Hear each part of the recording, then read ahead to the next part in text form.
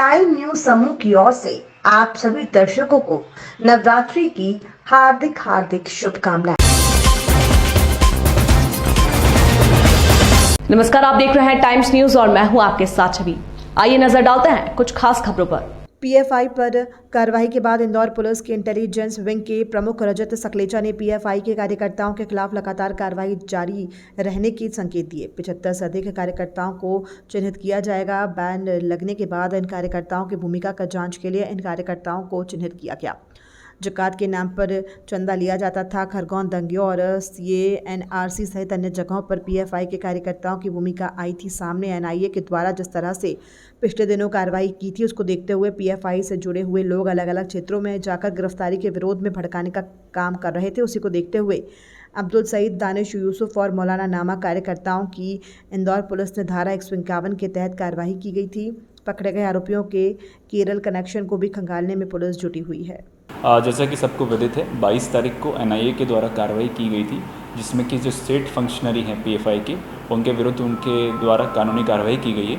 तत्पश्चात कल स्थानीय स्तर के जो पीएफआई के कार्यकर्ता हैं और जो संगठन के पदाधिकारी हैं, उनके द्वारा विरोध प्रदर्शन किया जा रहा था अलग अलग जगहों पर, और लोगों को भड़काने का प्रयास किया जा रहा था कि पीएफआई अच्छा काम कर रही है और सरकार उनके विरुद्ध कार्रवाई करके गलत कर रही है। इसी के आधार पर उनके विरुद्ध प्रतिबंधात्मक कार्रवाई कर उन्हें जेल भेजा गया है। तो ये 4 व्यक्ति हैं और कल रात्रि में पीएफआई के ऊपर बैन हुआ है, जिसका स्टेट नोटिफिकेशन भी अभी प्रक्रियारत है। जैसे ही वो हमें प्राप्त होता है, अग्रिम कार्रवाई की जाएगी। सर, कुछ मिला किस तरह से ये लोग तैयार करते थे, किस तरह से इनका पूरा मूवमेंट रहता था, कुछ जानकारी आई? तो जैसा कि सभी जांच एजेंसियों ने पाया है इसमें कि अलग अलग जगहों पर इनके सम्मेलन हुआ करते थे, केरल से लेकर राजस्थान, बिहार, झारखंड, अलग अलग जगह, और पूरे राज्य और देश भर से लोग वहां पर जाके उन सम्मेलनों में शामिल होते थे। साथ ही ये व्हाट्सएप पर अपने यूट्यूब वीडियोज़ और अलग अलग तरह की भड़कालू चीज़ें भेजा करते थे, जिससे कि लोगों को दुष्प्रेरित किया जा सके और वो राष्ट्र के खिलाफ कार्रवाई कर सके। तो फंड कहाँ से आते हैं? जैसा कि अभी तक हमें जानकारी पता चली है कि एक फ़ंड है जो सेंट्रलाइज इनका केरल में स्थान ग्रुप है, वहाँ से प्राप्त होता था। साथ ही स्थानीय स्तर पर ज़कात के रूप में जो पैसा होता है या अन्य कोई और आदमी अगर दान देना चाहता है तो उसको समझाते थे कि इनका संगठन अच्छी कार्रवाई कर रहा है, इसलिए वो इनको दान दिया जाए। अभी हाल ही में खरगोन के दंगों के समय भी इन्होंने पैसा इकट्ठा किया है, एनआरसी के विरोध प्रदर्शन के समय भी पैसा इकट्ठा किया है। तो अलग अलग मुद्दों पर इन लोगों ने समय समय पर पैसा इकट्ठा किया।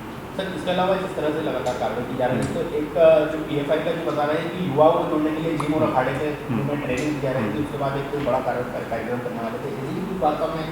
तो इनके अलग अलग ऑर्गेनाइजेशंस हैं, जैसा कि टोटल 9 ऑर्गेनाइजेशंस बैन हुए हैं इंक्लूडिंग पीएफआई। तो उसमें कैंपस फ्रंट ऑफ इंडिया है जो स्टूडेंट्स को जोड़ता है, महिलाओं को जोड़ने वाला है, बालकों को जोड़ने वाले भी अलग अलग ऑर्गेनाइजेशंस हैं। तो इनका अभी जैसे जैसे जांच में पता चलता जाएगा कि ये किस किस तरह से उनको ट्रेन करते थे, क्या सिर्फ पाठ्यक्रम के आधार पर करते थे या शारीरिक क्रियाओं के माध्यम से भी करते थे, ये जाँच में खुल के आएगा। सर, किन लोगों को अभी तक पकड़ा, किस तरह का कामकाज से जुड़े हुए थे ये लोग?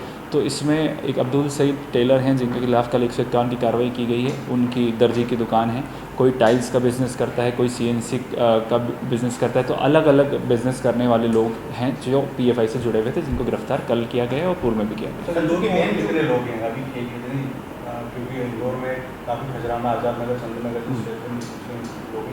तो इसमें चूँकि जैसे हमने पीएफआई के पदाधिकारियों से पता किया है और उनके जो एनआरसी में विरोध प्रदर्शन हुए हैं या खरगोन दंगों के समय जिन्होंने धरना प्रदर्शन किया है, उन लोगों को हमने तब चिन्हित किया था जिन्होंने पीएफआई के बैनर के तले कार्य किया है, और उनके ऊपर हम लगातार नज़र रख रहे हैं। जो भी ऐसी कार्रवाई कर रहा है या जो अभी भी संगठन के साथ जुड़ा है, तो नोटिफिकेशन के पश्चात उनके खिलाफ कानूनी कार्रवाई की जाएगी। सर, चूँकि अब पीएफआई पे बैन लग चुका है, उनके कार्यकर्ताओं को गिरफ्तार भी किया जा चुका है, तो जो निचले स्तर पर जुड़े हुए थे उन लोगों पर इंदौर पुलिस या आपके द्वारा किस तरह की कार्रवाई की? तो जैसा कि मैंने आपको बताया कि सेंट्रल नोटिफिकेशन जारी हो गया है और स्टेट नोटिफिकेशन भी जारी हो रहा है।